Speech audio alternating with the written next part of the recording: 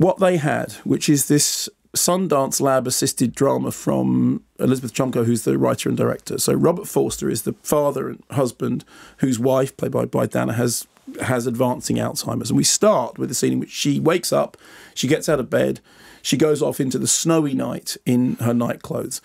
Her grown-up children then, Hilary Swank and Michael Shannon, arrive at the hospital where she's been found to help, and the father says, "What are you doing here? You know, I'm looking after it." So Hilary Swank's character lives a long way away. She has a difficult daughter and an apparently empty marriage. Michael Shannon's character lives much nearer. He's constantly having to deal with what's happening with his mum, which his dad will not face up to. He wants his dad to allow mum to go into a home because it's not safe. What's happening with her? He says, "Don't be silly. She knows who she is. Everything's fine. You know, I'm not going to put her in a home." The sister is much more sort of wishy-washy because she's not there hands-on having to deal with it. So the whole family is then brought together in this house where all these old tensions and everything kind of comes out, including, you know, their own agendas and recriminations and inevitably moments of dark humour. Here's a clip. What? Come here.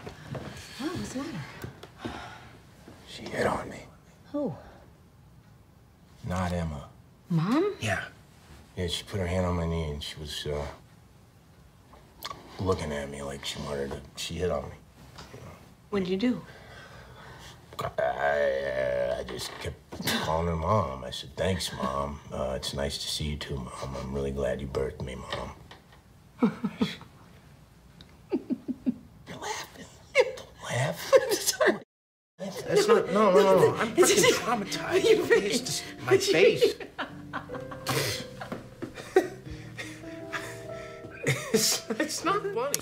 Now, the thing with the film is this: that there are a number of films, things like Still Alice and Away from Her, and which deal with dementia and Alzheimer's. And if anyone has any sort of first-hand experience of that, there'll be moments that you recognise and things that you recognise as being truthful.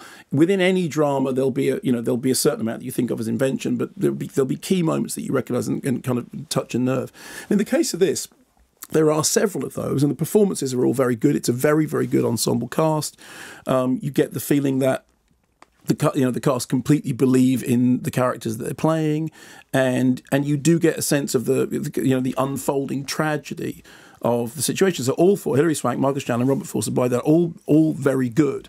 The problem is that the film itself feels very stagey.